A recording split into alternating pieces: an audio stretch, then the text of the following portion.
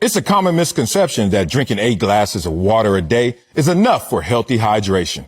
But sweat consists of water and sodium, which means you need water plus electrolytes to stay properly hydrated. Thankfully, there are products like Element that have all your electrolyte needs covered.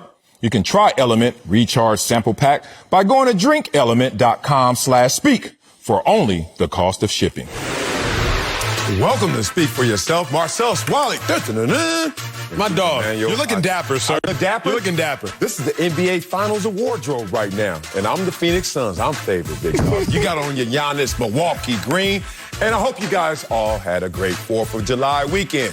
Vote for me on Twitter. Let's get it started in Milwaukee right now, where the Bucks advanced to the NBA Finals after beating the Hawks behind nearly 60 points combined for Chris Middleton and Drew Holiday. And they did it without Giannis. The Bucks stars day-to-day with a hyperextended left knee, but Charles Barkley said his injury was the best thing to happen to them, adding, quote, they have unleashed Drew Holiday, the aggressive Drew Holiday. So, Acho, what does the Bucks' success without Giannis say about the 2-time MVP? It says a whole lot of nothing. Like that? It don't say nothing, y'all. What you mean? Here's why, big dog. Marcellus Wiley, what we know in life, if we were to flip a coin in the air, right, and it were to land on heads. Yes. Like, okay, the first time. And if it were to land on heads the second time, that does not mean that it is going to land on heads the next 100 or 98 times. Probability. Because things is going to balance out. Okay. I'm not going to jump to any conclusion you don't want to off a 2-game sample size. Oh, okay. Okay, great. The Bucks beat the Atlanta Hawks in 2 games without Giannis. Mind you, they did it with Trae Young hurt for one of the games and hobbled for the other game. It doesn't mean anything, y'all. Let's not jump off a diving board to these conclusions. Now, we got to learn from our mistakes, Sel. What do you mean our? You mean yours? No, actually it's yours. I was trying to be kind. I was trying to be kind. It's really Marcellus's mistake, Projection. but I was trying to be kind. Okay. Remember when the Los Angeles Clippers, Clip City, Chip City, baby. Remember when they beat the Jazz 2 games without Kawhi? Oh, my God. Maybe this team is just as good without Kawhi, they said. Oh, my God. Maybe Terrence Mann should be inserted into the starting lineup, they said. Terrence Mann dropped 39, Game 6, closeout game, moves the Clippers to the conference finals for the first time in their organizational history. Terrence Mann had 8 points the next game, y'all. Brook Lopez drops 33 points in Game 5 against the Hawks. The Bucks win. Brook Lopez had 13 points the next game, y'all. Everybody chill. Success without Giannis means nothing right now because it's short-lived. It is a 2-game sample size. I'm not going to bet on heads. If we flip a coin and it hits heads the first 2 times, I'm not going to bet my life savings that it's going to be heads the next time. And I'm not going to assume that winning 2 games against an injury-riddled Hawks team means anything without Giannis. It don't mean a thing. I think it means a ton, and I think you're trying to minimize the impact because of your rooting interest for Giannis. And I understand why. You guys are from the same area, country. Yeah, you know what I'm saying. You go somewhere, like you guys are connected. And that is blinding your vision and being objective right now. Now, it's on me to just come up here with the facts and let you stay over there with the feelings. This is a serious conversation we're about to have, despite all the laughter we'll have in between. The Bucks' success without Giannis is now flipping the logical equation that we used to ask about this same Bucks team. We used to ask, does Giannis have enough help to be a championship contender? Like a true championship contender. Not just in the conference finals, not just coming up short, truly win it all. Does Giannis have enough help? Flip that now. We've answered that. Oh, Giannis has enough help. Is Giannis enough? Think about the pressure, how that switches to, Giannis, you come back. This team won without you. You like that? Look, hey, put him on camera. He over here giving me those love Jones. Get that love. I got 1 point. Ding, ding, ding, ding. Now, if Giannis comes back, they fall short. No matter what the reasons, Giannis will be a part of that conversation of failure, probably higher than he should be. So that's why their success without him means a lot. Let's talk about who this team is with him and what this team looks like without him. Here's a full screen for you, big dog. Yeah, I'm going back to my full screen days. You know, when I had them long weekends. Full screen kids, dog. Let's get this. Is this your MVP? Everybody out there, check out the points per game with Giannis and without Giannis. Okay. That's an improvement, and that's a drastic improvement. Nacho scratching his head. Field goal percentage. Wait a minute, we shoot better without Giannis? 3-point percentage. Oh, we know that because Giannis can't shoot three. Oh, my God, what is going on? Even at the free throw line, when guys are in their still minds and in peace, you're giving me some bonus opportunities to score the basket. Even without Giannis there, there's still a positive impact in terms of team building without Giannis. Why does this all matter? Because when they bring it all together, will it fit as perfectly as it fits without Giannis? Because right now, I have line after line that shows when he goes away, they maximize their efforts. They come together and glue as a collective. When he's there, maybe it's some deference, maybe it's out of reverence, but they just don't play up to the same standard. I feel that. Maybe it's some deference. Maybe it's out of reverence. You like that? My dog been rapping this weekend. I hear you, Sel.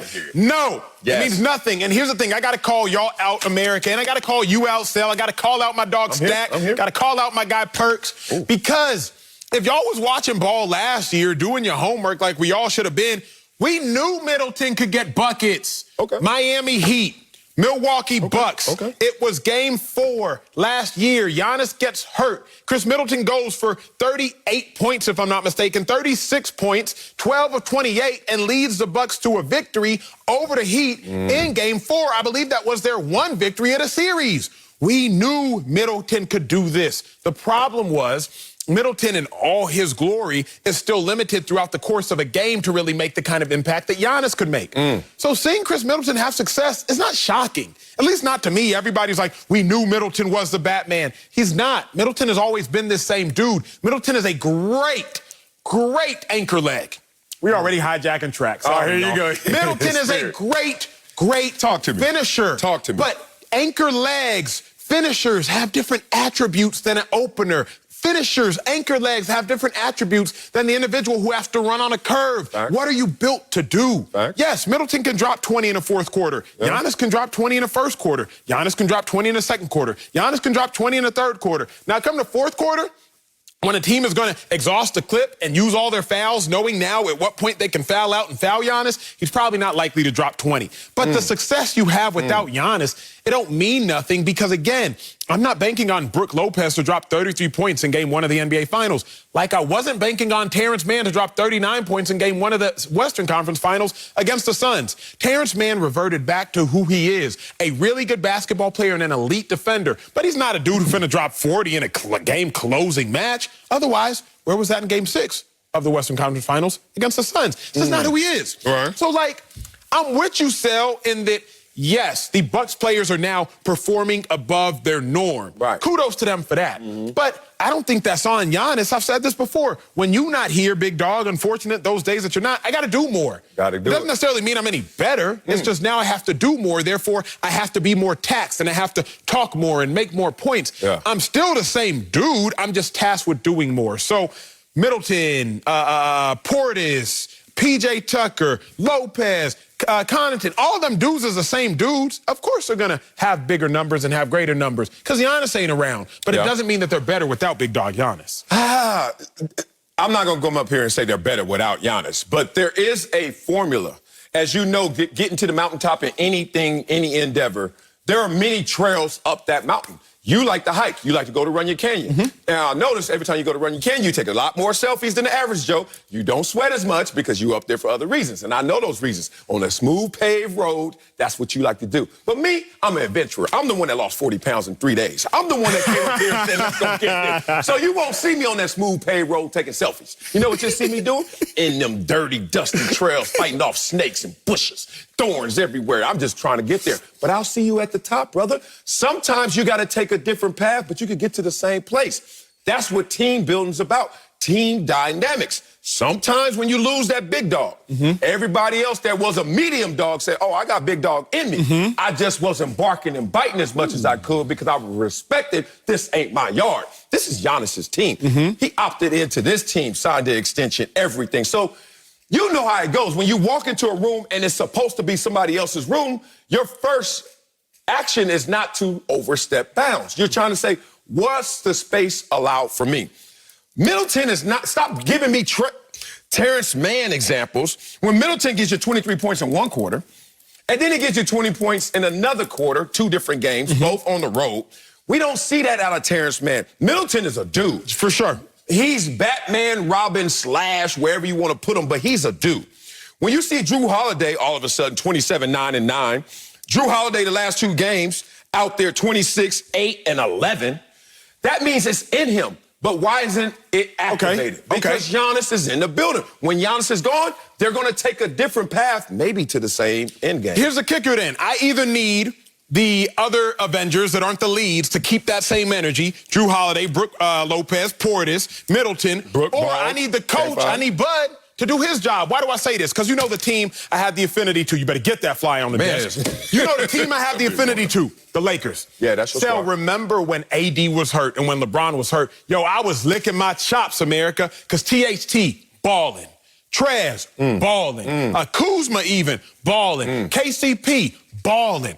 Caruso was balling. I was like, yo, all these dudes are getting that much more repetitions. They out here balling without LeBron, balling without AD. It's amazing. Now when LeBron and AD come back, you add the talent that they already have, plus LeBron and AD, and the growth of all these other dudes, gonna be amazing. Then LeBron came back, and them dudes stopped balling. AD came back, limited, and them dudes stopped balling. I'm like, wait, if we could have had great Kuzma plus LeBron, great THT plus LeBron, great Trez plus LeBron, Lakers would have been unstoppable. But the fact of the matter is, we never saw that. So my point being is, I'm going to put some of this on Drew Holiday. Didn't nobody tell you you can't score 27 points when Giannis is out there? Because you was taking shots. You was taking shots against the Nets. I seen them. You were, what, 1 for 9 from 3? I seen it in some games. Nobody told you you had to miss when Giannis is on the court. You can still be productive. So I'm not going to blame Giannis for the deficiencies of the other players. Yes, you have to revere that who is greater than you, but you're still allowed to ball. Oh, don't do that. People always tell you where to fit in. And it's up to you to either accept that based on all the issues that go with that, or it's up to you to buck that. Now, let me talk about him bucking the situation with Giannis. As you know, in any team dynamic, most communication is nonverbal. That means I ain't got to say nothing. You already know. Yes, sir. So, Acho, even with you and I, we go back and forth. We play this tug of war. We do our little jockey. You go, I go, I go. We don't say, my turn. We don't go, hey, Acho, I got nothing to say. You just look at me, I look at you. We know what it is. Same thing in this team dynamic. Think about it. When you were in school, you show up to school, you're a month in, and now you got that teacher, that English teacher that you know right now you don't like, but you're going to love one day because she was hard on you. And she misses school. And you walk in, you say, we got a substitute today? And all of a sudden, what do? You open up in personality. All of a sudden, Acho, the class clown. All of a sudden, Acho got these jokes. He passing them. You know why? Because forget rewriting the rules. I don't even know today if there are rules. If you're a coach, if you're looking at Drew Holiday, you're looking at Middleton, say, dog, we ain't rewriting the rules. There are no rules. Go get buckets. When Giannis is there, that's the old English teacher that you're like, I respect you, but I don't like it because you are making me suppress what I can do fully. That's how, when I was a backup, I felt the same way. I was like, I'm going to go my hardest, I'm going to do my best, but I never could tell somebody, I'm better than him. I'm better than him. You can't assert yourself fully when you're not the man. It's just a dynamic. Let's have this nuanced conversation. Again, we ain't got no host. Y'all get one of the greatest shows, hopefully, because me and Sel both played the game and got the experience. Realistically, I'm actually going to blame it on the others. And here's why, because I've been in this position, you've been in a position. When you know you don't have to be the big dog, you can just kind of chill. Let me give it an experience that you, the viewer, can relate to. I hear that. When you are taking a road trip and you're not driving, right? When y'all get to your destination, you're taking a 45-minute road trip, you're going to dinner. Call it Malibu, you live in LA. Taking a little trip to go to dinner. Now, after y'all eat the dinner and it's all fine and dandy, y'all get back in the car and they say, hey, bruh, you remember how to get home? I don't remember how because I wasn't driving. So what do they always say? I wasn't paying attention. Because if you're not driving, you already know the dude who's driving the wheel, he's in control. She is in control. You just kind of chilling, going along for the ride. Nobody told Drew Holiday, Connaughton, nobody told Brook Lopez to just go along for the ride. Because every now and then, when you know you're not driving there, but you have to drive back, say this time they gonna drink so they not gonna drive back, you still sitting there in shotgun, but you're like, okay, we took a right here, took a left there. Assume you know you're going to somewhere where your GPS ain't gonna work because y'all obviously looking to be like, well, why don't you just use yourself? I'm about to say, who these broke ass right, like, friends you you took got? a right here, we took a left there. Okay, let's take a left on Wilshire. Okay, bet. Nobody said if you're not driving, you can just kick back. That's what athletes do. If you know you're not the go-to, if you know you're not that dude, you have a natural tendency, like we all do in life when we're not behind the wheel, to just kind of kick back and put our feet up. No, when Giannis does return, if these players keep that same energy, the Bucks will be in good hands. But like we all have a natural tendency to do, oh, well, I ain't driving, so I ain't really got to worry about it. Love that example. The only thing about that example that doesn't apply to this situation is I think before they were paying attention, but they were told as once you get into a real relationship and stop being super single, you'll understand this argument because it's going to happen all the time. Won't you go this way, honey? Here we go. You see that arrow? You see that red line? You see that? You see what Elon Musk is telling me to do? I trust Elon. No, I think this is better. These guys can't even tell who's driving what to do because it's Giannis. When he misses free throws, they got to go to the podium and say, you know what? I mean, it's not on one player. It's not on one play. Meanwhile, when they go back in the locker room, hey, bro, can you make... No, I can't even say that. Oh, let's group text without Giannis. Take Giannis off the group text. Man, he better make them free throws. It's like, that's how the team dynamic works. Their net rating is 8 when he's on the court. It's 1.1 with him off the court. Come on, big dog. All the metrics, you talking about 2-game sample size. How about the regular season? They won more games without Giannis than they did with Giannis in terms of him missing the games. 6 and 5. I cooked the books a little bit. So what? I cooked the books. I cooked the hell out the books. But look, some would say, I'm going to give you, here's the narrative. I'm going to go back to the old school newspaper headline. Giannis is only in this position because of the big foot of Kevin Durant stepping on the line and the sore foot of Trae Young and missing games. So now he comes back to a team that advanced without him. And if this team falls short, and he's the 2-time MVP, and they look around and say the team performed better without you, and your team comes up short, and the only reason you advance is because of some peculiar reasons, trust me, that driver is going to feel all of the weight, all of the issues that come from failure. Coming up, KD, my dog, likes where the Nets are headed. We'll tell you if KD has built a good culture in Brooklyn. But first, the Suns are in the finals. That's right. We'll tell you if Chris Paul or Devin Booker deserves more credit. That's next. Oh, speak. I might get these flies, bro. Getting recommendations from your friends for that perfect diet might be a big waste of time.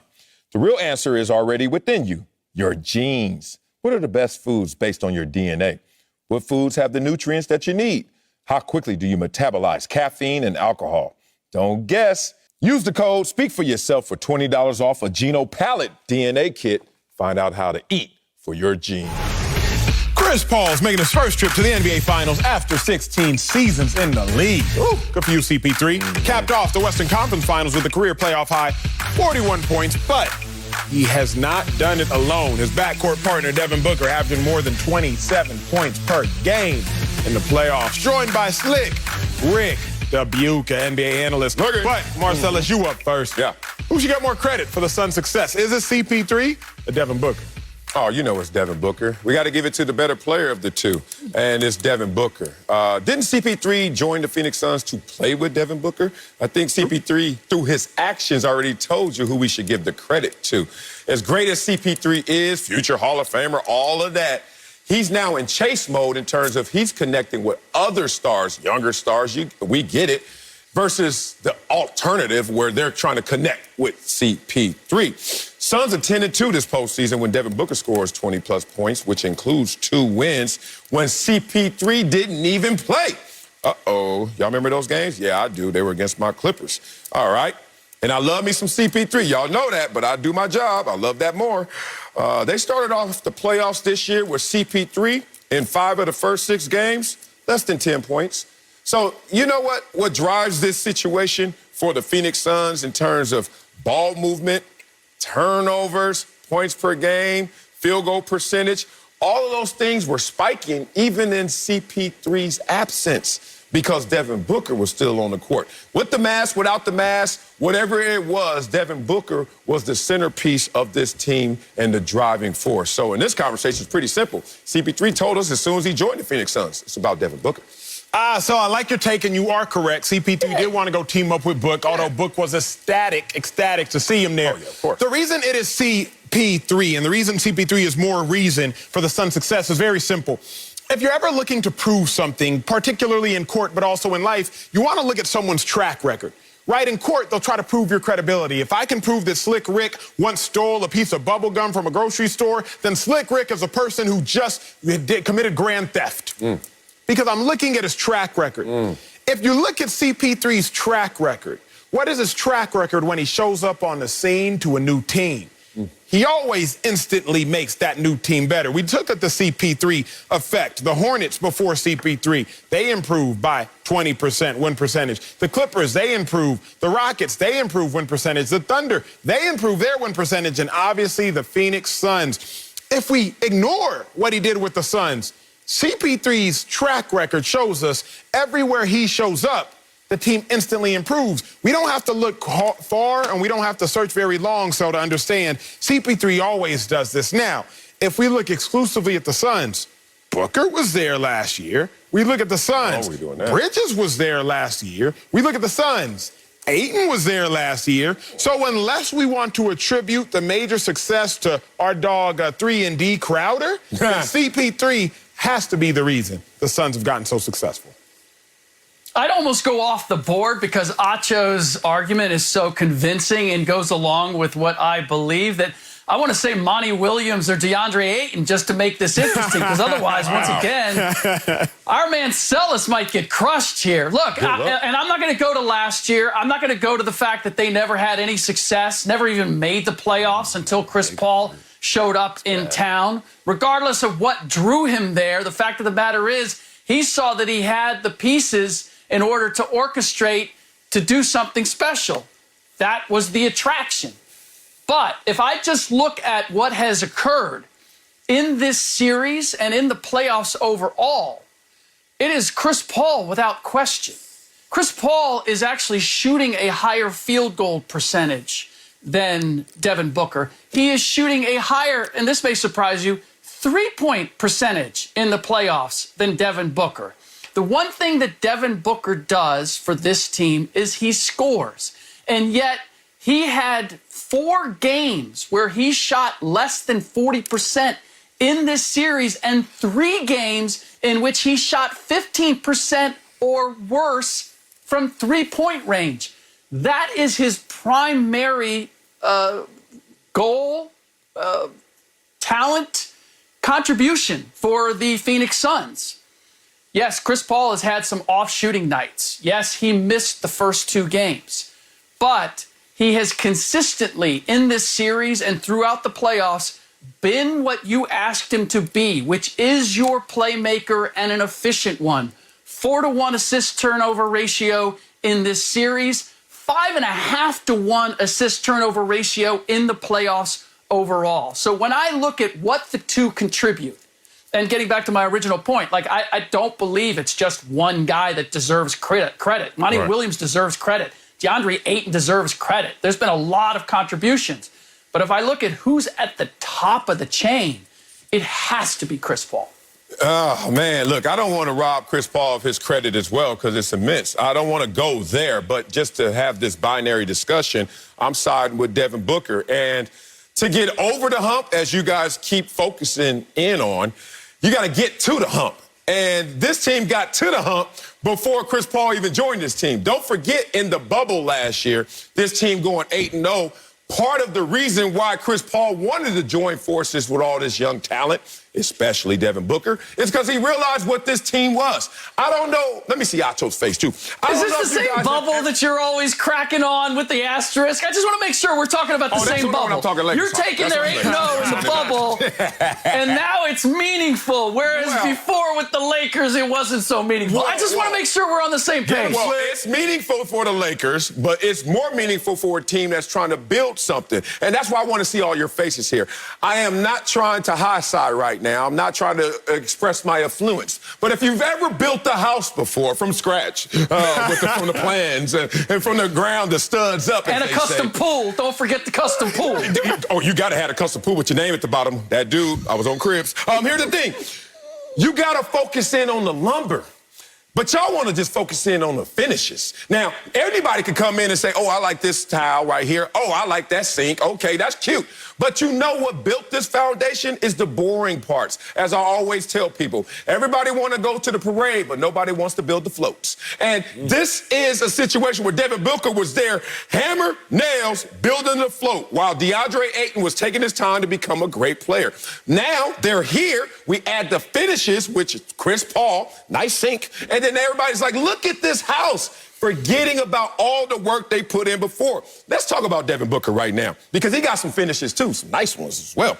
Devin Booker is 4th all-time in postseason history in this first time in terms of points per game scored.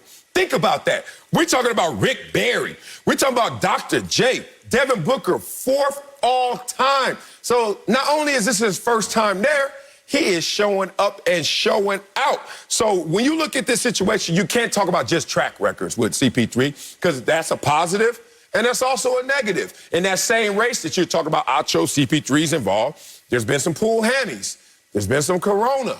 There's been some wrist injuries. There's been times where he hasn't been there and his team had to still advance, continue to build, continue to hammer those nails in that wood, that lumber. So that's why I say I slightly side with Devin Booker, because he was there building the foundation. But, Sel, beyond the foundation, you know it really comes down to the studs and the nails, right? Like, it don't matter if you got all the logs in the way. Booker's a stud. Chris Paul is really the thing that's putting everything together, because that's what the studs and that's what the nails do. I'm not going to say that Devin Booker, Ayton, Monty Williams, Mikal Bridges, I'm not going to say that they are not the foundational pieces as far as the wood, the brick, the mortar, etc. But you can't put nothing together without no studs and no nails. Look at Chris Paul. He is the added piece of chemistry and the added piece of leadership. Go back 2011. Remember, you realize talent alone don't win you a chip. Let's talk NFL real quick. Eagles, remember they had the dream team. Andy Asamoah, Mike Vick, Deshaun Jackson, Sean McCoy. Vince Young gets on the squad, says they're going to be a dream team. I believe they went 4-12 that year. Lakers, you understand how much talent they had the 03-04 season. Shaq, Kobe, plus Peyton, plus Karl Malone. 4 future first ballot, bona fide Hall of Famers. They lost to the Pistons, not because the Pistons were more talented. The Pistons had leadership and they had chemistry. Meanwhile, the Lakers had a whole bunch of talent, but a whole bunch of rifts between Kobe and Shaq, between Kobe and Karl Malone. Karl Malone, weird dude. Anyway, with all that being said, chemistry, leadership, that's what CP3 brings. Yeah, the other element here is when we're talking about their success, we're really talking about the fact that they are in the NBA Finals, right? A new level of success for the Suns. And who ultimately got them there in that Game 6? It was a tremendous performance by Chris Paul. And on the other hand, what did we get from Devin Booker in that game? He was not a major factor in that game, did not shoot well. Chris Paul emotionally and in every way was the leader that took them that final step to the finals. Now, I appreciate this about Devin Booker, and I'm surprised you didn't bring it up, Marcellus, because he has been dealing with the broken nose, playing with and without the mask, and that, without question, has affected his shooting and his floor vision overall. And what I appreciate is that he's continued to play and continued to try to be aggressive in spite of that, in spite of getting knocked a couple times in that nose, not wearing a mask, and still continue. To see your talented finesse player showing that kind of toughness goes in that intangible category that is meaningful for where this team has gone. But Chris Paul has always demonstrated that every step of the way. So I give credit for Devin, but ultimately what Devin has become, what we're seeing now, is also a byproduct of being around CP3 for an entire season. Devin didn't have this type of leadership capability prior to CP3 showing up on the scene. So whatever Devin is doing, there's a shade of Chris Paul that is affecting it. Look, CP3 better balled out like he did in that Game 6, because if not, boy, he couldn't go back into that locker room, because trust me, them boys were thinking after they were up 2-0 without CP3, and then he came back the way he came back, oh, that dude who, Sons and Four, that little gangster dude who was up there beating up everybody, he would have been right if CP3 didn't play in this series. Just be real about that. So CP3 comes back, and all of a sudden, he better show up and show out, or else. Don't forget, In the last 4 games prior to that Game 6 masterpiece, shooting 13% from the three-point line. Don't forget that he was shooting 42% from the field in 3 of his last 4 games. Don't forget that those guys were sitting there saying, we were undefeated without you. You better come and save the day. And you know why you got to save the day? Because Devin Booker already put us in this position, and you came back and messed it up. So all that in totality means, let's just split this in half.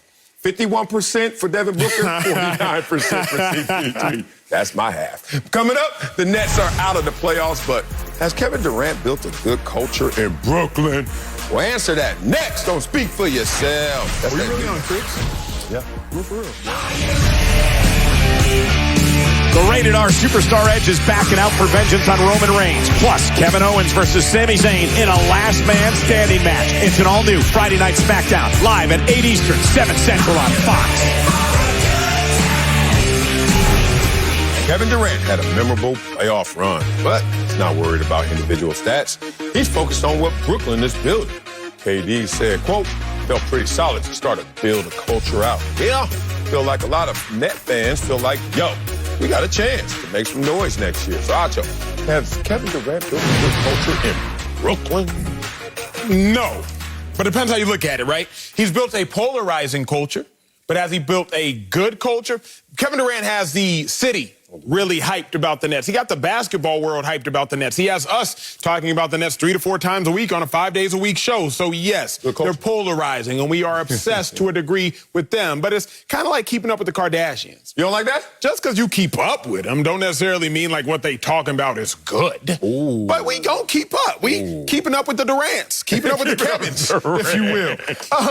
He's built a polarizing culture, but. What? So when I look at a culture, what is it? The culture currently has star players missing time for who knows what reasons. That's Kyrie Irving. That's Kevin Durant. The culture currently has star players, opting in, opting out. The culture currently has star players worrying about them getting theirs. And as long as they get theirs and everyone gets theirs, the 3 being the everyone, then the team collectively will win. But to me, it's not necessarily a great culture. Is the city hype? Are the fans hype? Is the basketball world hype? Yes. But when I talk about a good culture, it's a culture that can breed winning. We haven't necessarily seen it yet, albeit there were clearly injuries. Let's make no mistake about that. But I can't testify to a quality culture being built yet. Oh, I think it's a quality culture. It's a destination. Let's just start there.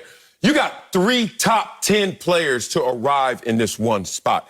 Just imagine if you go out to the club, speaking of the Kardashians, and you see 3 A-listers at one spot. What you gonna say? Oh, this is a bad club. No, you ain't gonna say, this is a good club. Yeah. Right? You know what? It's a good culture. It's a good spot. If 3 of them collectively, individually, just figure out how we all gonna land in Brooklyn, stop playing with me right here. And you can't be mad at Kyrie. You can't be mad at James Harden. James Harden tried to sabotage his career just to get to Brooklyn. You think he wants to do that to go to a bad culture? Kyrie and his personal issues, don't forget that the franchise was very upset at that. It's not like they are living in a culture where they say, hey, Kyrie missed and we don't give a damn. That's a bad culture, but not in this situation. Oh, I must correct you too. I love the Kardashians, first of all. They got the best job available. We got the second best job, which is talking sports, barbershop, love and life. No moderator, too. Love it.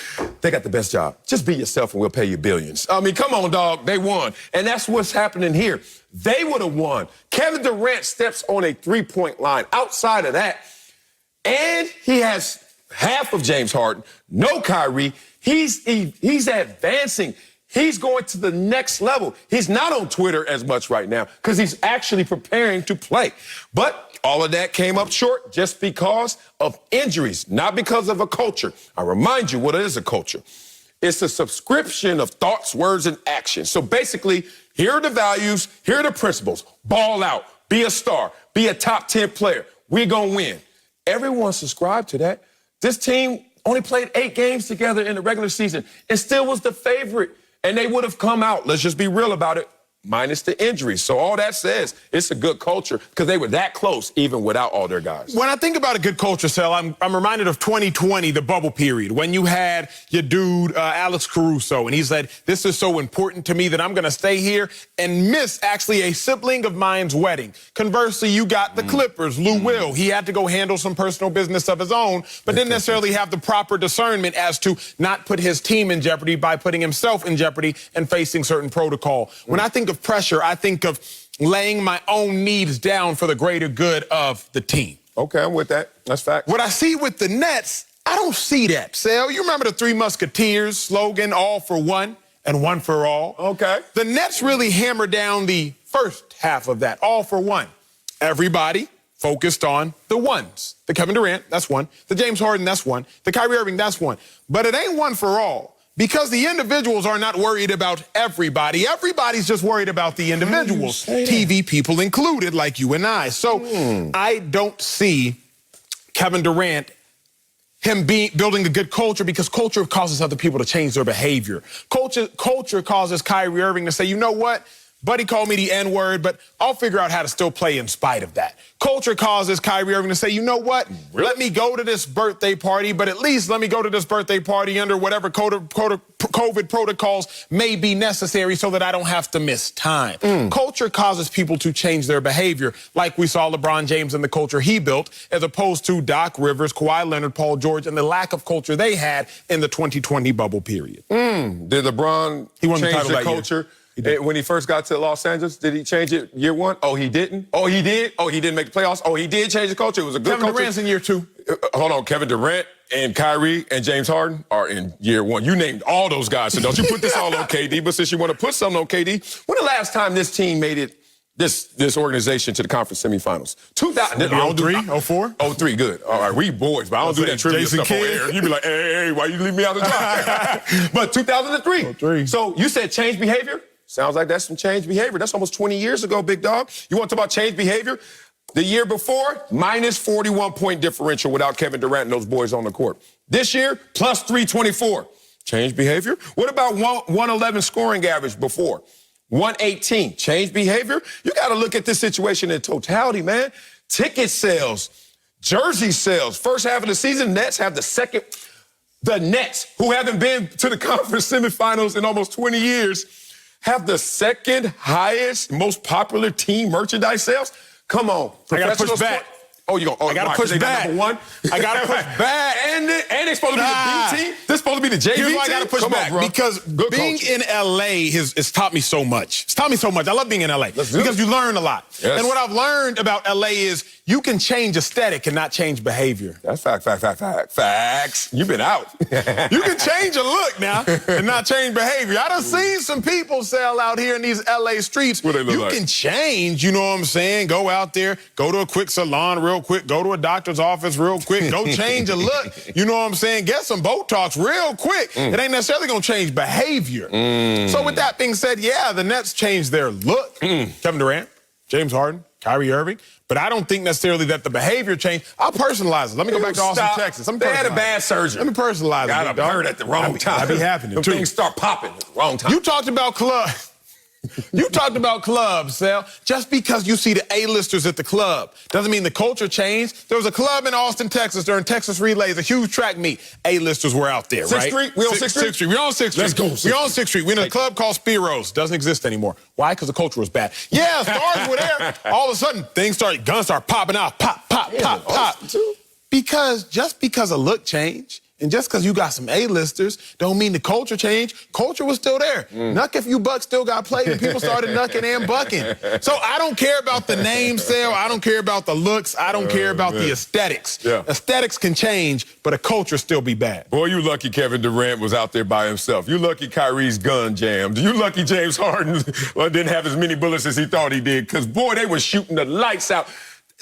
What I hate about sports is you can't make excuses. Because in life, you can make excuses. Think about it. You come up to any situation and you fall short, everyone, at least good friends, want to say, what happened? You know why people always say, what happened? They don't want to just hear the objective. They want to hear Why? Why? Color it in. How? Right? But then you become an athlete. You're still a human being. And all of a sudden you say, we lost. Now, I dare you to tell them why. I dare you to tell them how. And people be like, I don't want to hear it. It's a zero-sum game. Oh, no, I don't want to hear it. Kevin Durant should have carried the whole team. Shut. I'll curse. So the point is, why do we want to hold him to a different standard when he damn near carried nothing all the way to the next level, which has changed behavior since they haven't been there since 03? Because Kevin Durant is paid to live different, he's paid to act different, he's paid to play different. You got to hold him to a different standard. Kevin Durant out here making $200+ million, I believe, on his contract. Kevin Durant is out here with his own shoe deal. Kevin Durant is out here with 15 or 19 million followers. Kevin Durant is out here with the highest of the highs. So Kevin Durant is currently being compensated to do things differently. So I don't want to hear about the excuses. I don't want to hear about his foot was too big and thus it was on the line. That's why they're not where they need to be. Yeah. Don't tell me how rough the tide is. Just dock the ship. Damn, and KD ain't docked the ship just yet. Man, dock the ship. What was that ship that got stuck? Remember that stuck a couple months ago? Some ship got stuck. What the hell? Blake Griffin took money out of his bank account. He did. That did happen. To go to a bad culture or a good culture? I wonder. New Yorkers who are real, like in general, perception, they're real. I lived in New York. It's my second home. In L.A., the perception is we fake. So in L.A., the A team, the Lakers, everyone loves the Lakers even if they don't love the Lakers because that's what we do out here. We're front runners. We're Hollywood. We got to look like we love the best.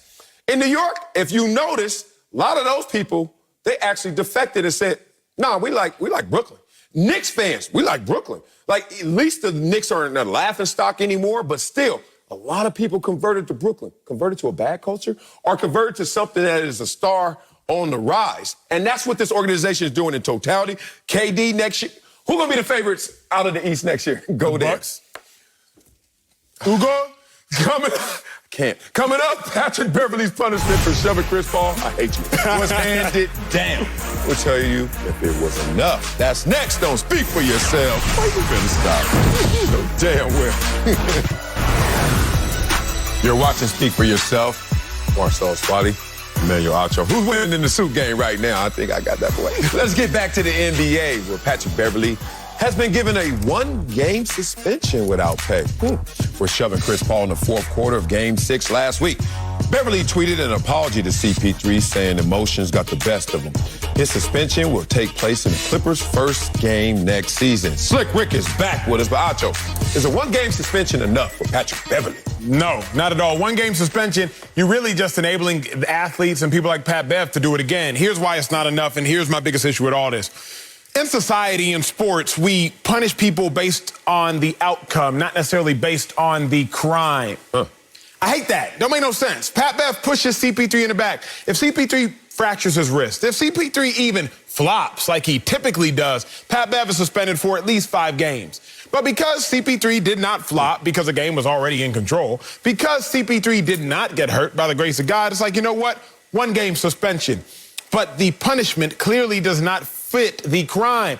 If we're trying to protect our athletes in sports, 3 fans were suspended forever, indefinitely, for throwing popcorn on Russell Westbrook, for throwing an empty water bottle at Kyrie Irving, and for attempting to spit at Trae Young. We're trying to protect our players.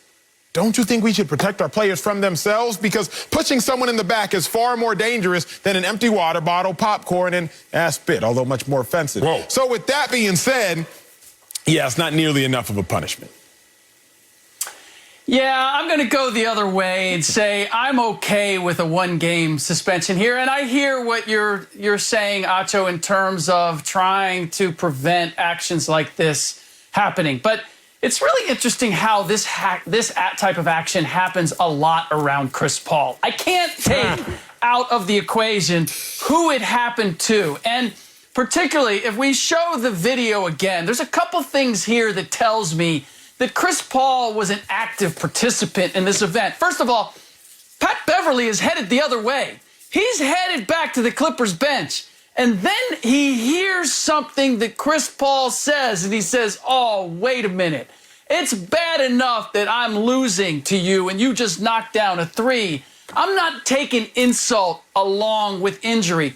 Also, let's show it one more time, because you're also going to see Mark Davis, the referee, coming into the picture well before the push happens. He knows he heard something that instigated this. So when I take that into account, I'm going to say, yeah, I don't want to see these type of things happen. Was it poor sportsmanship on Pat Beverly's part? No doubt about it. But when I look at the width and breadth of this series and what was going on between Pat Beverly and Chris Paul, and Chris Paul's ability to be an irritant, and my firsthand knowledge of how when he wins, he likes to rub it in, he likes to stick it in your face, he likes to let you know just how badly he's beating you. That's not always great sportsmanship either. So one game, I'm good with it. I'm not good with it, and I'm a Clippers fan, as you guys know, because it's a bad precedent to set. Think about it. A punch and a push can be as similarly violent. Somebody always pushes you, and you're like, that ain't the same as a punch. But did you see how Chris Paul fell now? Do you see who Chris Paul could have fell into? You think that couldn't happen with a push? It did. You think that couldn't happen with a punch? It could have. And the point is, that's violent.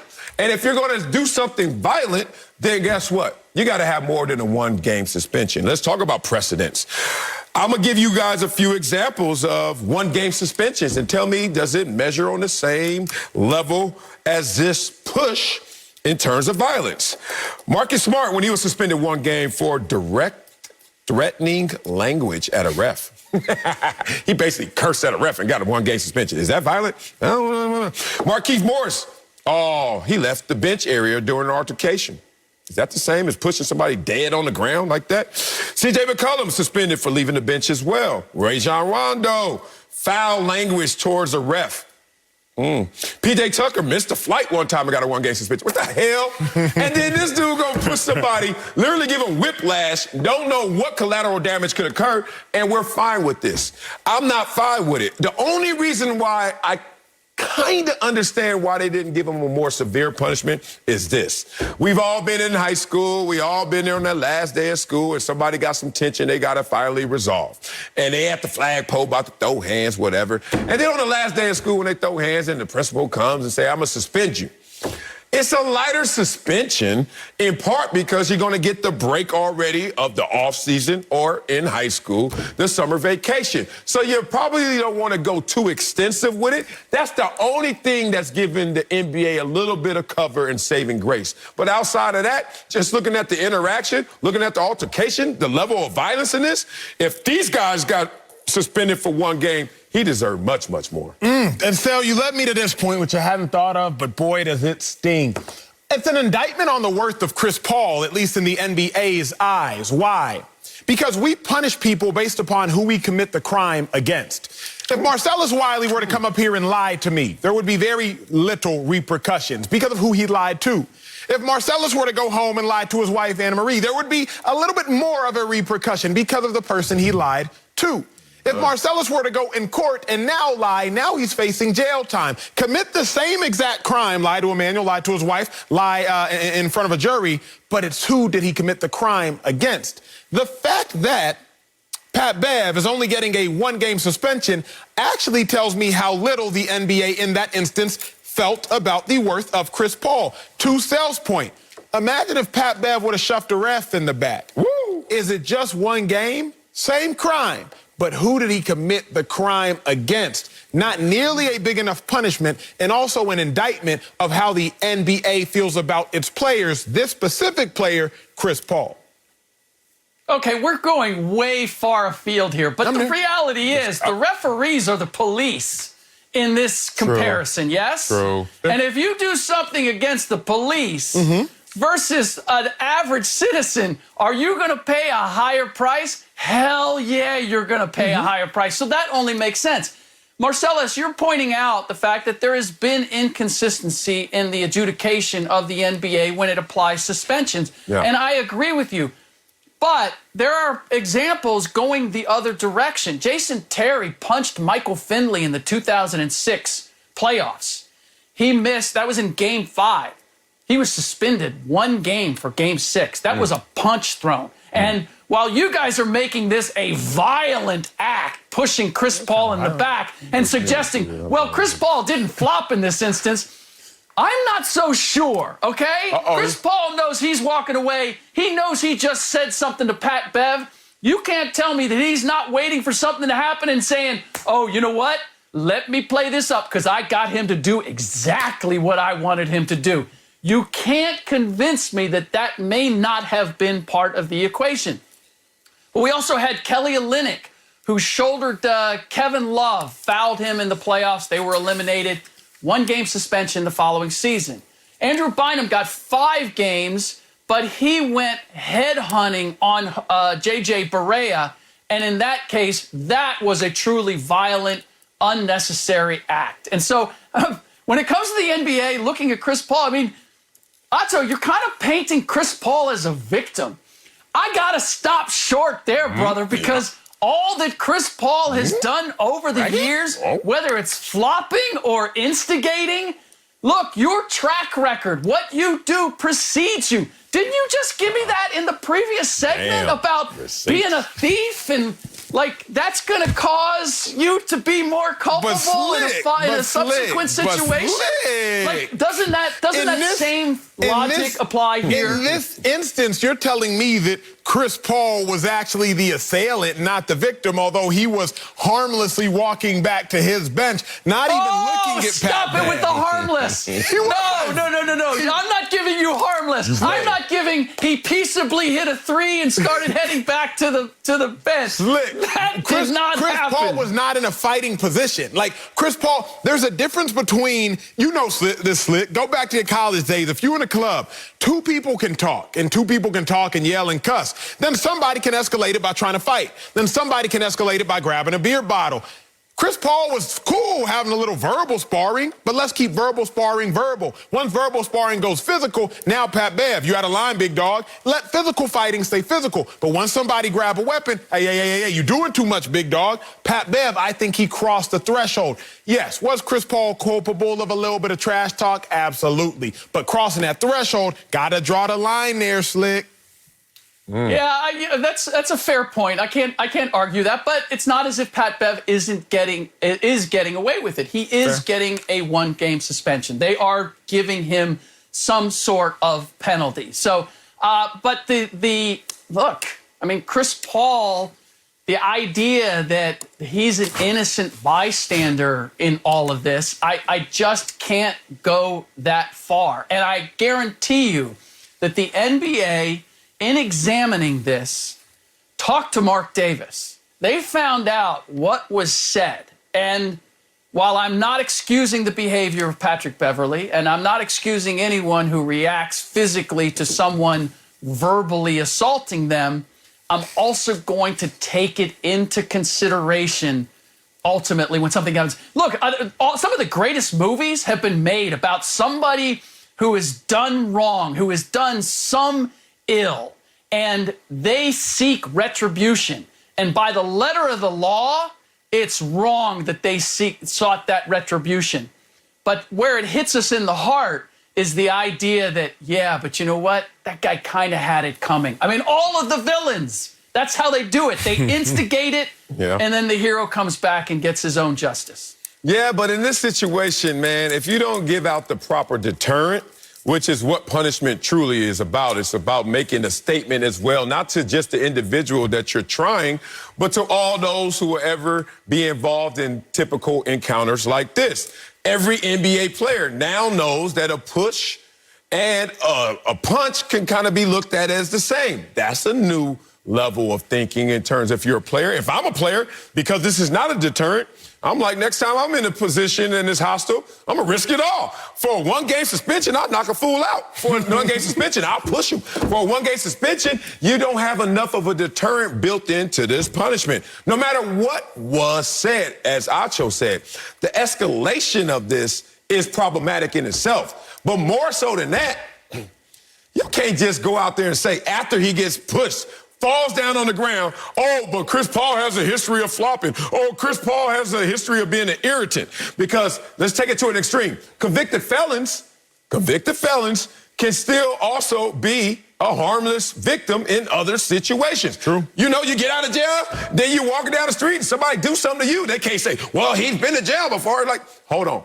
Let's educate right now what's happening in this situation. Pat Bev knows he deserves more games, but I guess he got more months since it's the offseason anyway for my Clips. Coming up, the Bucks advance to the finals without Giannis. Damn. We'll tell you if they need their superstar to beat the Suns. That's next on Speak for Yourself.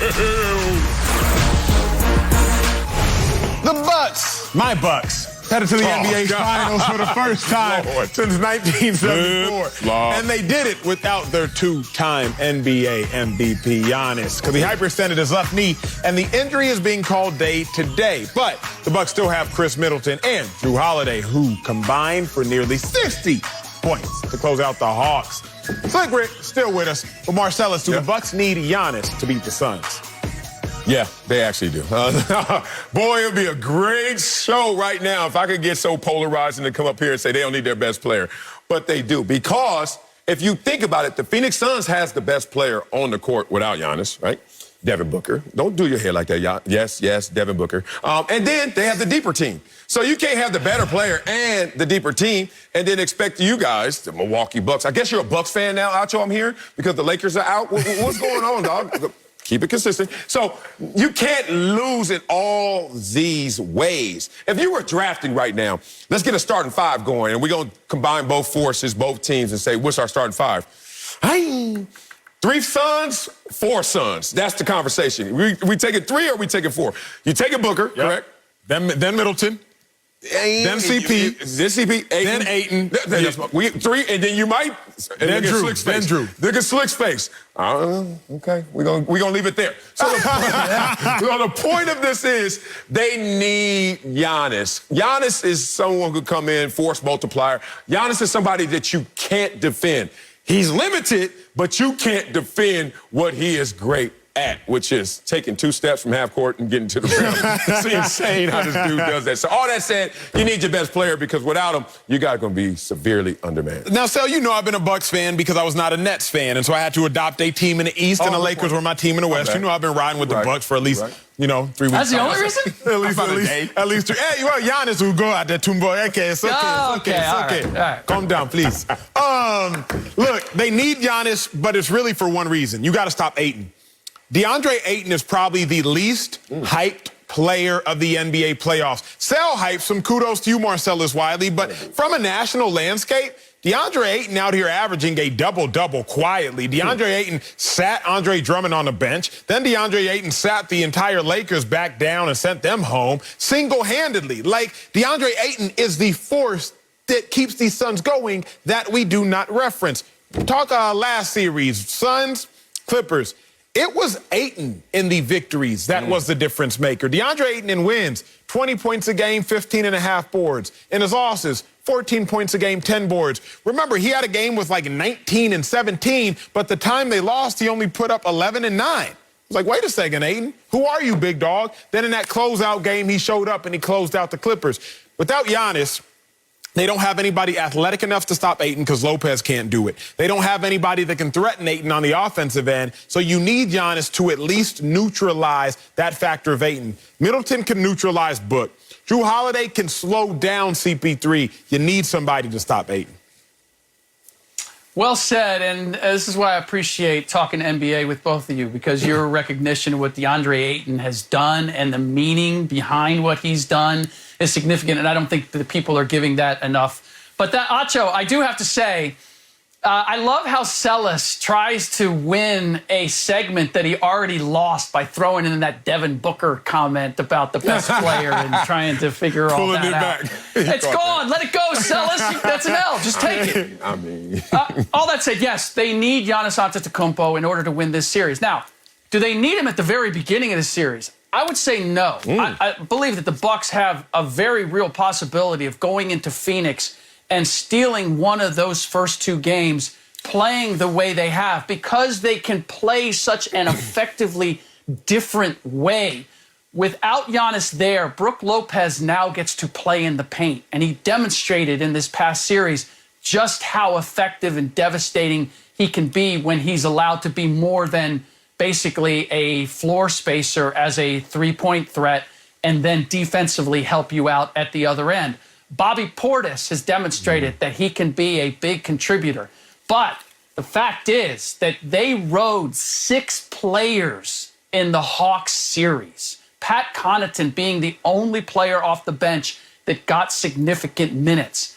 And you simply are not going to get through this series, however long or short it is, by only playing 6 players. Giannis being in the fold and being to expand that to allowing you to expand that to 7. Now you get a little closer to that possibility, especially when you're playing against a Phoenix Suns team that goes sometimes 9 deep.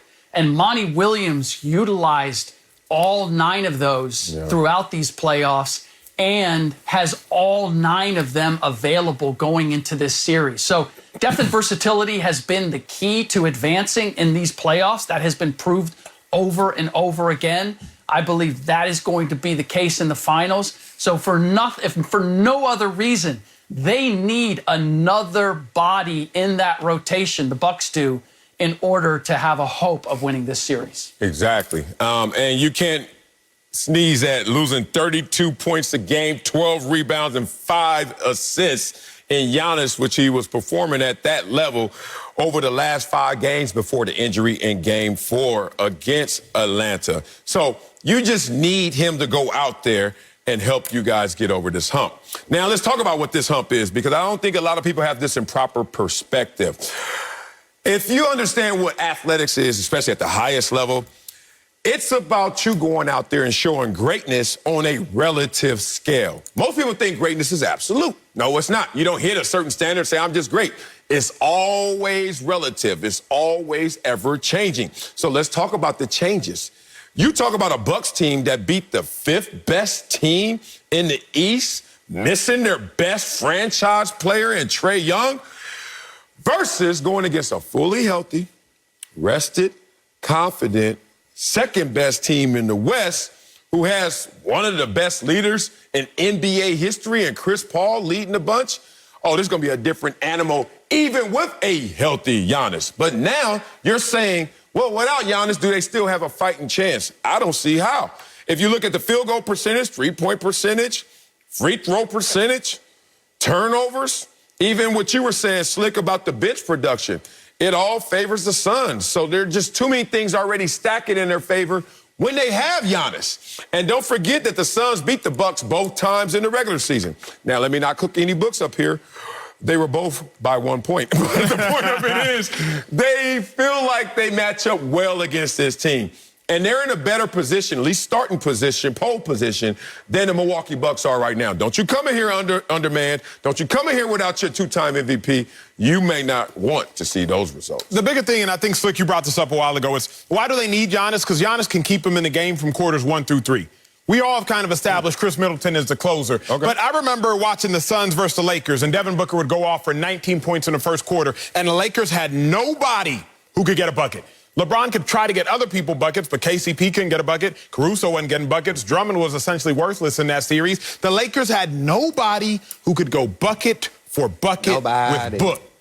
Giannis can go bucket for bucket with Book in the first quarter. He can go bucket for bucket with Book in the second quarter. He can go bucket for bucket with Book in the third quarter. Now, come the fourth quarter, he goes tag, Middleton, you're it. And Middleton can go bucket for bucket with Book in the fourth quarter. But the beauty of having Giannis is he keeps you in every game. Middleton can close the game, but Giannis will keep you in the game. So the reason the Bucks need Giannis, and the reason it's so imperative, is because when somebody like Book, and really Book is the only player on the Suns outside of Campaign, if he's healthy, that can go and just give you buckets at will, you got to have somebody who can stop that. And Giannis has proven he's capable to do that and keep the Bucks in the game long enough to strike. All right, before I make my last point, I do have to explain the eye roll earlier when you guys were singing the praises of Chris Middleton and they're getting here. Drew Holiday and Brook Lopez were the main factors in them closing out against the Atlanta Hawks. And Drew Holiday and Brook Lopez get to have bigger impacts on the game when Giannis is not there. It means the ball is less in Giannis's hands and more in Drew Holiday's, and he gets to be more of the point guard that he traditionally has been throughout his career. He demonstrated that he still has that ability, and I'm very interested to see the matchup between Drew Holiday and Chris Paul because we've only seen it once. We're going to not cook the books. The first game, Drew Holiday did not play in that 1-point loss, and the second one was in overtime in April. So That's why, again, I think that this is going to be a more competitive series than people believe that it is going to be. But ultimately, when you look at this series and where we're going with it and the role of Giannis, it's that Giannis presumably will be matched up with Jay Crowder if he plays. So now you have that matchup. Can Giannis win that matchup? I think he can. I don't know that Jay Crowder can stay in front of Giannis Antetokounmpo. But what happens then is Bobby Portis now comes off your bench, and now he's playing against who? Cam Johnson or Dario Saric? I like that advantage for the Bucks. So it comes down to matchups. If you got Bobby Portis versus Jay Crowder, I don't know how much hay that Bobby Portis is going to be able to make. But if that is Giannis Antetokounmpo and he's taking advantage of that matchup, and now you can also take advantage of another matchup coming off the bench, those are the kind of things that switch a series from being favored for the Suns to the Bucks surprising everyone. Yeah, I mean, we don't have to overcomplicate this situation. When we look at the Bucks with Giannis last 3 seasons, 732 win percentage, which is number 1 amongst the top 115 NBA players in terms of games played. So how are they going to fare without Giannis? Let's just say not as well as that. And now you're in the finals against the number 2 team in the West, which we know that the West looks like a stronger conference than the East. They better hurry up and get them back. If not, they may be down a little too much. Coming up, is it Super Bowl or bust for the Rams this season? Oh, let's go. Let's stay in L.A. with this. We'll answer that next on Speak for Your Kill. Let's stay right here in L.A. Yes, let's do that. The Rams made the playoffs last year, but they have different goals on their mind. The addition of Matthew Stafford brought along even bigger expectations for this season. Rams offensive tackle Andrew Whitworth, the mountain himself, said, quote, "We figured out how to win playoff games. We made some runs in the postseason. And this time for us, and this opportunity, we feel like this team, nothing short of going to that Super Bowl and winning it, is good enough." So, Acho, you agree with Andrew Whitworth? Is Super Bowl or bust for the Rams? Yes, because I agree with people who have lofty expectations, Marcellus. I know you. Because I agree with people who have high objectives, Marcellus. Oh, you agree with people with extremes? Because I agree with people who understand that it is all or nothing, Marcellus. What? Vernon Wiley. I'm gonna let you speak. That is why I love Andrew Whitworth here. Here's what the Rams said. Here's what Sean McVay said. Here's what General Manager Snead said. They all said we were a quarterback away. You had Jared Goff. He took it to the Super Bowl. He didn't win it. He took it to the playoffs. You only won a playoff game this past year. Then you lost. Y'all said you were a quarterback away. So if you're a quarterback away and you add one of the best quarterbacks in the NFL and arguably, if not inarguably, the best quarterback as it pertains to arm talent alone in the NFL with the smartest coach in the NFL, then you better win a Super Bowl. Oh, really? You just told me you were a quarterback away. Just quarterback away? Because of what they said. Oh, okay. If it would have been what you said, Sal, I'd been like, nah, it's not Super Bowl or bust. But they said they're a quarterback away. You're a quarterback away, and you add a great quarterback, then you need to be in the Super Bowl. Because what are you a quarterback away from? They didn't say they're a quarterback away from the playoffs. They didn't say they're a quarterback away from the NFC Championship game. They didn't say they were a quarterback away from a divisional win. They said they're a quarterback away from the Super Bowl. You got your quarterback. Thus, it is Super Bowl or bust. That's it, big dog. Yeah? You got to win it. Okay. I'm going to just start off by saying no. Let me do simple. No. It's not Super Bowl or bust. That's so stupid. Not a single, man, we played the game. Yes, sir. We walked in, excuse me, I didn't play with you, but you walked into the locker room saying, it's Super Bowl or bust this year, guys. Never. They did. Never. You know why? Because people who talk in absolutes are absolute liars. That's what they are. You're an absolute lying ass. Ain't nobody trying to hear this. This stuff is rah. This is pep rally talk. This is me at St. Monica High School my senior year going, give me an A. Give me an A. You got that A. You got that A. And all you doing is lying to everybody, hoping that cheerleader looking at you too. And that's all we doing. This is pep rally talk. Let me tell you why. They're not just a quarterback away. Now, they're a defensive coordinator away. Remember, they were led by their defense last year. Where's their defense coordinator right now? Head coach at Yo Squad. Yes, he's the head coach for the Los Angeles Chargers. I hate even though I love Andrew Whitworth. I hate when people say we're just this away, because nothing is going to stay the same in every other position. Let's say Andrew Whitworth plays like his normal Pro Bowl great self. But all of a sudden we got some issues around him in terms of offensive line. But Matthew Stafford comes in and plays up to his standard. And what is that standard? Look good in regular season, ain't gonna win in the postseason. Why are you saying you're a quarterback away and it's Super Bowl or bust with a quarterback that's never won a game in the postseason ever? How about this? Let's just see how this team comes together. Kind of the Tom Brady boring way. The guy who wins all the time never says Super Bowl or bust. What does Coach say? What Bruce Arians say this year? He said Super Bowl or bust, and what they win, a Super Bowl. Well, he ain't on the field. I don't worry about that. Let's talk about somebody who's been on the field before. Let's bring in Fox NFL analyst Bucky Brooks. So, Bucky, you agree with Andrew Whitworth? Is Super Bowl or bust for the Rams? Absolutely. The only thing that's left. Acho sat there and talked about quarterbacks. Jared Goff had gotten the LA Rams to the Super Bowl. He got them back to the postseason. The only thing that we're saying right now, Sean McVay, moving on from Jared Goff, is that the quarterback was holding them back from hoisting the Lombardi Trophy. So if they don't get back to the Super Bowl and win it, it's a failure. That's the only way that we can look at it. And the problem that I have with this approach is I don't know if Matthew Stafford is necessarily an upgrade at the position. Yes, he's more talented, but I don't know if you're talking about a guy who's only won 4. He's only had 4 winning seasons. He has no playoff win. And so I don't know if he's going to get into the tournament and know what it takes to get this team to the winner's circle. And Marcellus, I'll use your own words back at you. The defensive coordinator is different. I love Raheem Morris. Me too. I like what he's done. I think he should have an opportunity to be a head coach. But he's taken over a defense that ranked number 1, not only in points allowed, but in total yards allowed. Are we sure that he can take over in his first year and make this defense get back to the standard of being number 1? So, yes, it's Super Bowl or bust for the Rams. Anything beyond that is a failure because they tried to upgrade, and we don't know if those upgrades are really going to pay off for them. Bingo, bingo, bingo. Let me do you one better.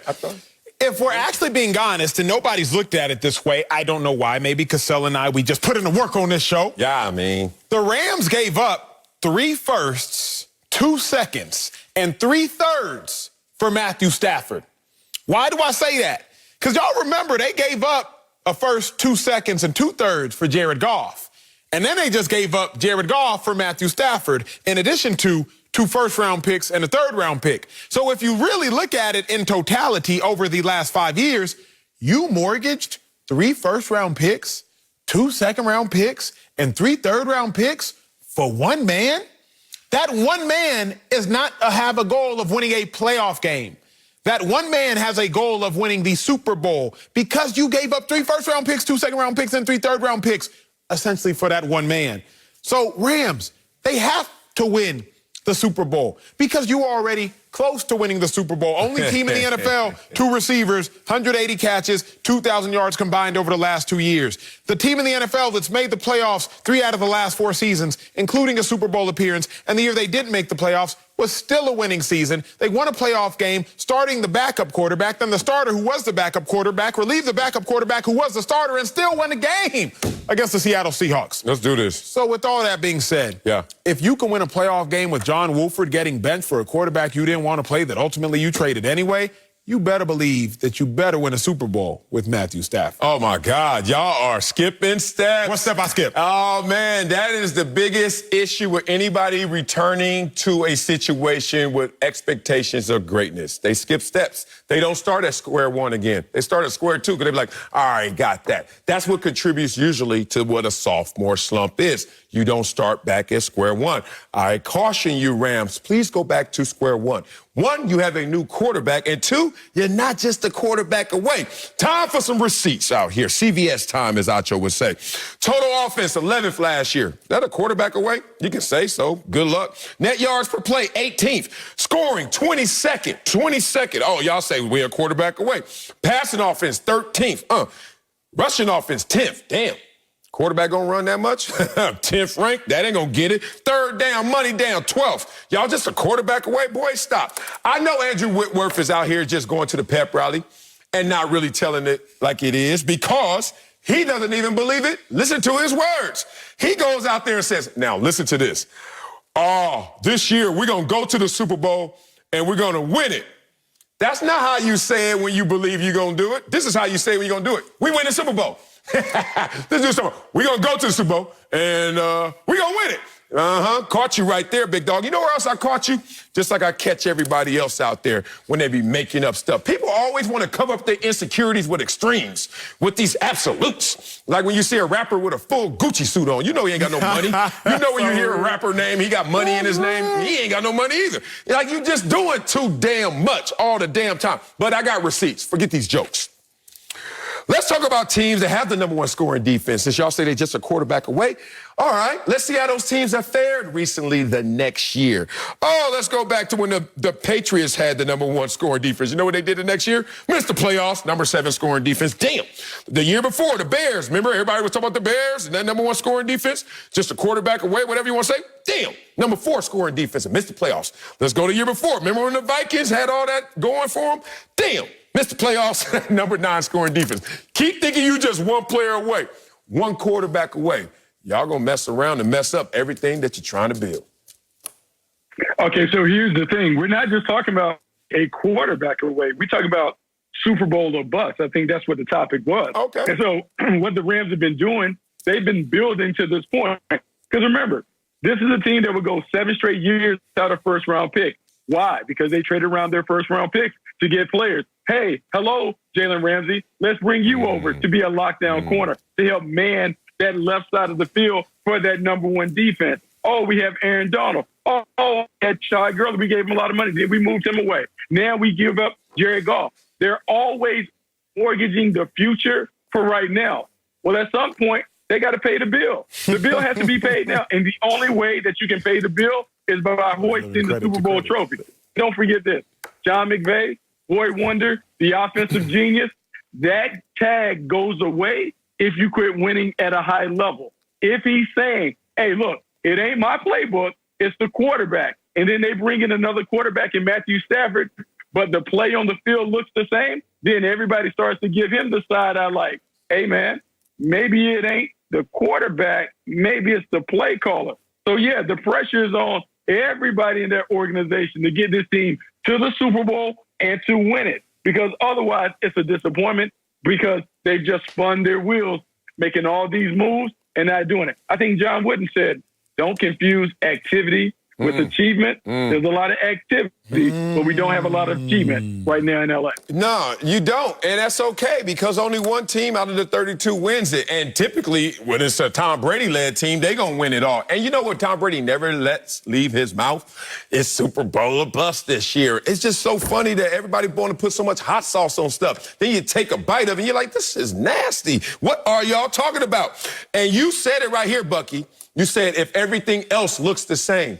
What team have you ever been on, Bucky, in your life when you come back the next year and everything else looks the same? You already know it's going to look just like this, like a graphic equalizer, just ups and downs. That's how the game is played. There are no common denominators except we're going to have the same players, but in terms of performance, that's going to be all across the board. Good luck putting all this pressure on Matthew Stafford in his first year in L.A. when he's never won a game in the postseason, and you tell him as a teammate it's Super Bowl or bust.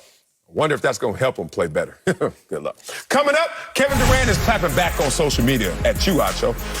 Again, we'll tell you if we like his response to the anniversary of joining the Warriors. That's next on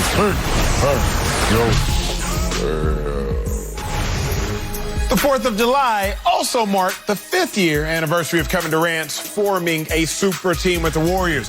The Sporting News tweeted out that info, and KD responded, quote, is this bleep a holiday now? A fan tweeted, KD's still out here defending his Warriors move. Kevin Durant, give it up. To which KD responded, quote, there's men out here who are still offended. Let it go. So, Marcellus, you like Kevin Durant clapping back at the trolls over the anniversary move of joining the Warriors? You know I love anything Kevin Durant does, let alone when he writes a tweet back in response, clap back, it's man's. Son in your butt. Yeah, I like him clapping back for 2 reasons. One, last time I checked, normal citizens always love when their celebs and their athletes and their entertainers are so down to earth. Well, here's KD. Like, you want to see somebody down to earth who's no higher than you and no lower than you. You shoot, every action has an equal and opposite reaction. There is something redeeming about a dude who has $300 million in the bank, dribbling, best player on the planet. It doesn't affect his day job, and finds time to make sure that you felt this too. Dog, it's something amazing about this, that he just goes unscathed. Like, he's not even petty. He's not even mad. He's not even starting stuff. He's just like, really? I'm going to reset every conversation because I'm going to insert myself in every conversation. I think it's amazing. I don't care about it. Like, I don't like it, I don't dislike it. But here's what I will state. At this point, I don't care. I was about to say, at this point, boy, you care like a lot. At this point, I don't care, so, because it's just KD. It's who KD is. Oh, you don't like him. No, I'm just saying, I've grown to University of accept Texas. it. I accept Don't it. apologize to the big board again. Come on. You're the worst. Get over this. This is your issue. There's no issue. Blocking you from greatness. I tell you not liking the best player on the planet is not going to go well for your career, even though your career is amazing. I don't know how it's working together. Figure it out. Here's my sentiments. I neither care nor have discussed, but here are my sentiments. My sentiments are this. KD, this was the price you paid for 2 finals and 2 finals MVPs. Oh. The price Kevin Durant had to pay to win 2 NBA finals and 2 finals MVP was ridicule. It was to be laughed at for having to join a team that he couldn't beat. It was to say that you couldn't win on your own. It was to say that you're not the best player because the best player can win a chip by himself. Whoa. KD, this is a price you had to pay, and I would say it was well worth the cost of admission. Because everybody got to pay a price. Charles Barkley has to pay a price for never winning in the NBA Finals. Dan Marino has to pay a price for never winning a Super Bowl. The price Charles Barkley has to pay, getting clowned by Shaq on set every time they on, and getting clowned by fans, well, you never won one. KD, it's a price you got to pay, big dog. But every time you go back and you clap back at him, you're really not gaining anything. You're not losing anything. But I just need us all to understand it's the price KD is paying. We still talk about LeBron James's decision. He made that 11 years ago. KD, we're going to talk about your decision, and it was only 5 years ago now. Understand it's the price you got to pay, and make sure you're comfortable paying it. But why do we always hype up? Why do we always get hypercritical? And why do we always catch the responder and not the instigator? KD was just living his Twitter peaceful life, just scrolling through his timeline, just laughing at everybody. Like, look at these crumbs. Like, look at these lesser than people. I literally look down at everybody I see in my life because I'm 6'11". Except when he scrolls to LeBron James, then it's like, oh. No, he taller than him, too, and he better right now. So he looking at him, too. How that working out without AD? So he looking like this. He just doing this. He just, wait. Oh, we got somebody who want to clap, right? So what's wrong with clapping back? Don't start none, won't be none, homeboy. And that's what I love about him. This is the funniest part. You keep saying he joined the team, and it's the price you pay because you couldn't beat that team. Couldn't beat him. I would love that statement if it fell on itself. But you know what it doesn't fall on? Itself. It leans. It starts to twist and turn until, well, he couldn't beat that team, but he became the best player on the same team he couldn't beat. Doesn't that at least change the conversation of ridicule? You clown somebody who has to join something and then say, pull me, please. I am not the driving force. I'm not the engine. Take me where you can. He jet skiing back there. What do they call that with them? What, do you hold the rope? I don't know. Brothers don't do that. So are you doing that? And he doing this. But no, he the captain. He looked at Steph Curry, get out the seat. Another person he looking down at because he's 6'3". He's like, get out the seat, little man. Oh, you think you can shoot? Go. They used to go one-on-one in practice, and you've seen those videos on YouTube before. KD can shoot as well as Steph Curry, dog. And he's 6'11". He won the 2 finals MVPs. How many have Steph Curry? What? No? So the point is you can clap back if you got something, get off your chest. Get him, KD. Coming up, our own Bucky Brooks says it's now or never for Daniel Jones. Uh-oh. I'll tell you if we agree. That's next on Speak For Yourself. You don't like KD. Let's head to New York, where Mr. Daniel Jones is only 8-18 as a starter. And our own Bucky Brooks says the Giants quarterback is about to, quote, embark on a now or never season. Bucky added that if Jones cannot play at a high level in his 3rd season, he would never be the guy in New York. Damn.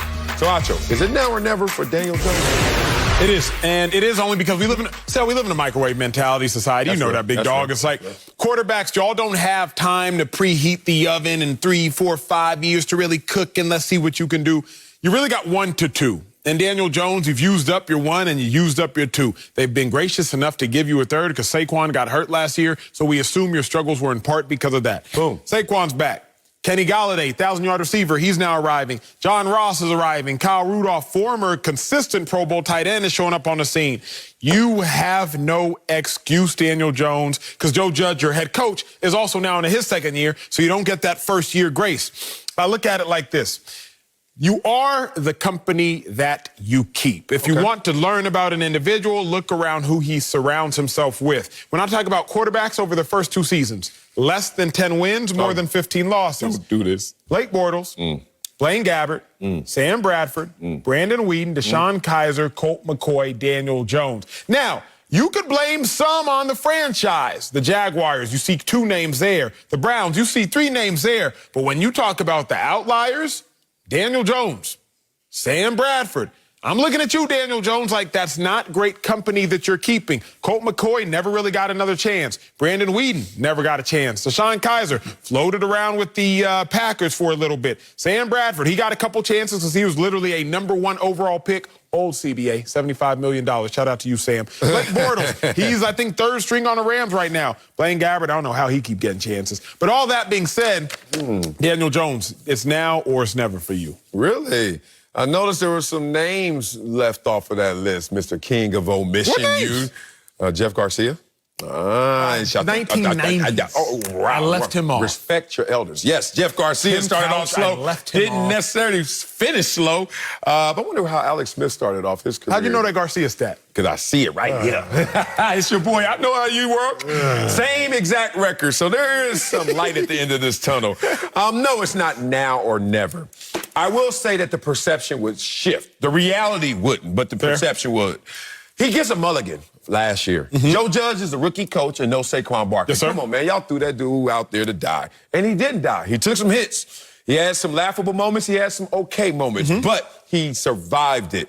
This is the first year that they're going to now look at him. Because you got to understand, it's a rookie year. Then you got a mulligan year. Okay.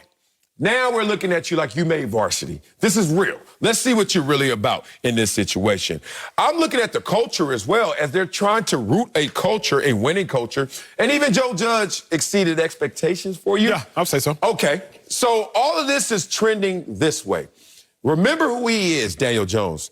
He's the next. He's a 2.0 quarterback. Those 2.0 quarterbacks can run, mobile, big arm. That's who Daniel Jones is. He comes in highly touted, much respected, but things haven't taken root just yet. You can't give up on a now or never year when they're still trying to gel together what this thing's going to look like. But remember, Sel, greater quarterbacks who have accomplished more have been cut or been released or been traded for less. Okay. We just finished talking about Jared Goff about 30 minutes ago. Jared Goff took his team to a Super Bowl. Jared Goff, 2 consecutive 9-win seasons. Jared Goff, you struggled a little bit. Move on. Matthew Stafford. Gotta go. Carson Wentz took his team to the playoffs, at least, if we're not going to call it the Super Bowl, but his team ultimately goes to and wins the Super Bowl. Carson Wentz, 1 bad season. Gotta go. Aaron Rodgers, he threw 25 touchdowns, 4 picks. 26 touchdowns, 4 picks. Rodgers, that's 2 bad years for you. Jordan Love, let's see if you can make Aaron Rodgers go. We've seen greater quarterbacks get gotten rid of for lesser. Daniel Jones, clock is ticking, sir. Coming up, speaking of clocks, Dame time. And Portland could be taken away as well. We'll tell you if he should want to team up with Joel Embiid in Philly. That's next. Speak for yourself. He was ranked higher than Joe Burrow. Damian Lillard's playoff exit sparked chatter that his days in Portland could be numbered. There were conflicting reports that the Pacers and Sixers were engaged in trade talk for Ben Simmons. But a new report says Philly is instead prioritizing Lillard, which would pair him up with Joel Embiid. So, Sel, should Dame want to jump teams and go join Joel in Philly? No, it's just too unpredictable, unreliable out there in Philly right now. 27-year-old Joel Embiid doesn't look 27 in terms of performance, injuries, etc. He labors a lot more. I want to see that birth certificate. That's some old 27-year-olds right there. But seriously, look at the complexion of Dame's team in Portland. C.J. McCollum, you can talk about Carmelo, whoever you want to talk about, Nurkic. Look at the complexion of how they play. Now, look at how Joel Embiid wants to play emotionally and sometimes physically. It just doesn't seem like it's a perfect match. A little oil and water, so I say no. Why you rap so quick at the end? Because I just saw the clock. I'm like, I didn't leave him no time. You asked me got 10 seconds. Wait a minute, you stalling now. You ain't got no tape. I had a take. The answer, I'm not going to get into my take because I don't have time for my take because you selfish. Toss. Selfish. That's it for us. Fox Bet Live is next. I'm sorry. I didn't mean it.